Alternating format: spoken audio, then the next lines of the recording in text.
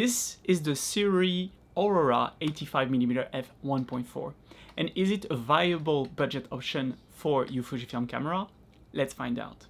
So about 2 weeks ago, Sirui sent me this lens to try out, and I decided, because I'm a portrait photographer, perfect, I will try this lens and give you my opinion on whether or not it is usable, worth the purchase, and if it's a viable budget option compared to, let's say, the 90mm f2 from Fujifilm. So first of all, let's talk about build quality. Well, in terms of build quality, this lens is made of aluminum alloy, so it feels solid in hand, it doesn't feel plasticky at all. The lens has an aperture ring, which is greatly appreciated. Personally, whenever I shoot photography, I absolutely want an aperture ring on my lenses, and it's great to see that Sirui managed to keep the price down while adding those details on the lenses.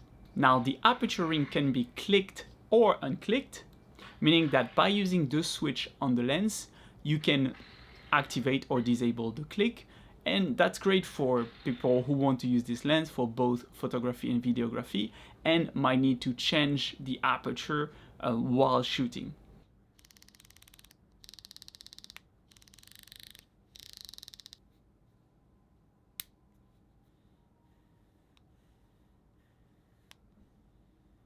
Now, the aperture ring itself feels great.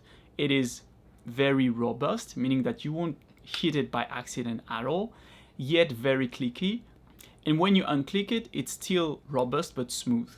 The focus ring itself feels a little bit loose to my taste, but personally I don't use this lens really in manual focus, so it hasn't been a big problem. Additionally, on the other side of the lens, you also have an AF/MF switch, meaning that you can directly switch this lens to autofocus or manual focus on the lens. And you also have an AF lock button if you want to lock the focus at a specific point. So overall, for the build quality, I would say very good. And I think that it's also weather resistant, meaning that you can use it in different weather conditions, meaning rainy conditions, dusty condition. Now, in terms of weight and size, well, this lens is about 500 grams. Now, you might think that this is quite heavy, but if you compare it to its counterpart from Fujifilm, let's say the 90mm f2, well, the 90mm f2 is heavier and bigger. Heavier by 40 grams and slightly longer in terms of a lens. And considering the fact that this is also a full frame lens, because it's not only released for the X mount, but I think also for the E mount and other mounts as well, well, it is a pretty compact lens and a really good overall package that I think Sirui delivered with this lens, considering its focal as well as its overall aperture. Now, personally, I've used the Sirui Aurora 85mm f1.4 on my X-T5. However, I do have a cage, the retro cage from Small Rig, and when using it with the cage, it's comfortable. There's no issue at all. However, if you want to use your X-T5 without any additional grip, I would say it might get a little bit uncomfortable on your wrist, so you might want to consider a grip solution or a cage.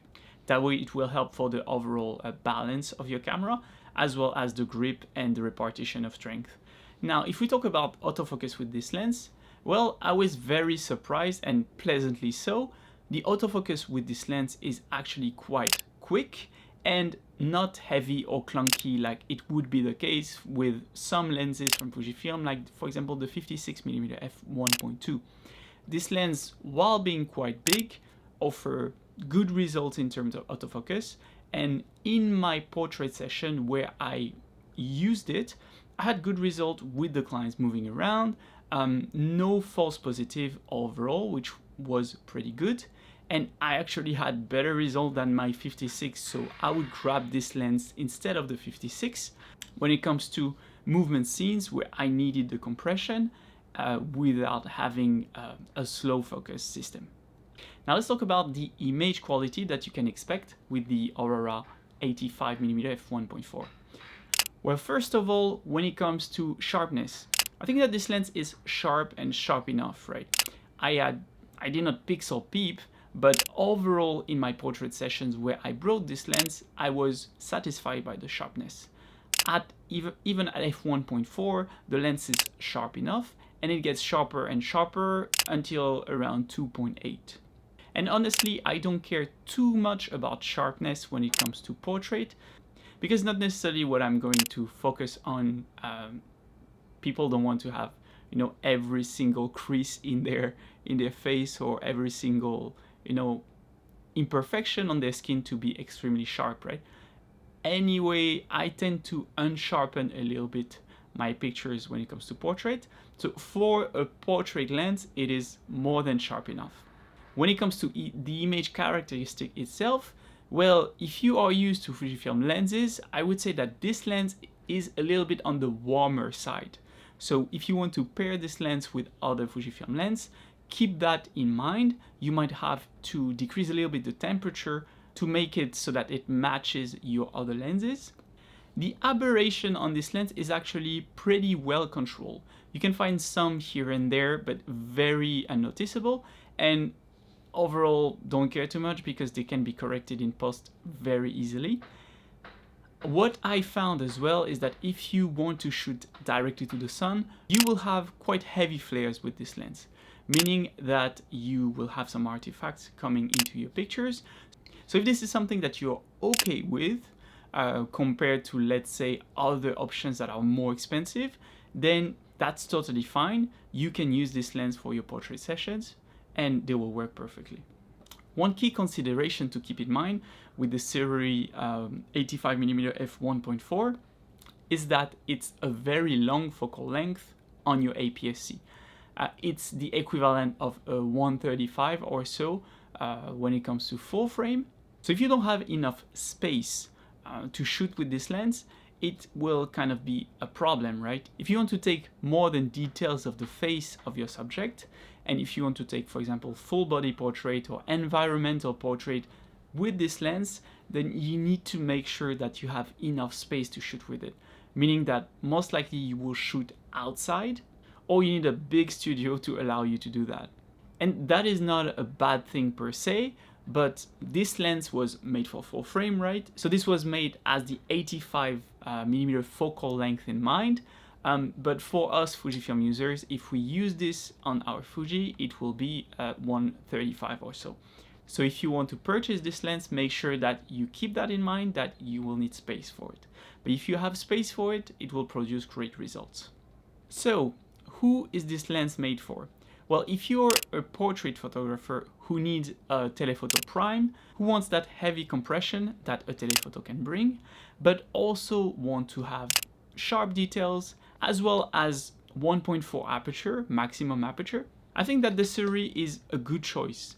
Also the fact that it is way cheaper compared to its counterpart from Fujifilm, the 90mm f2, which comes at $940, compared to the Sirui, which comes at $599.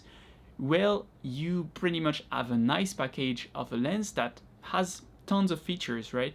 It goes to f1.4, it has clickable or unclickable aperture if you want to use it for video. The autofocus is working really well. Yes, it has some flares to it, but that's also something that you can work with.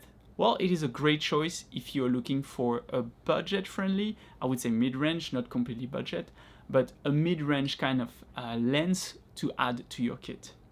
And if you want to get it for even cheaper, well, Sirui has provided me with a link. So this is an affiliate link, meaning that I will get a commission out of it.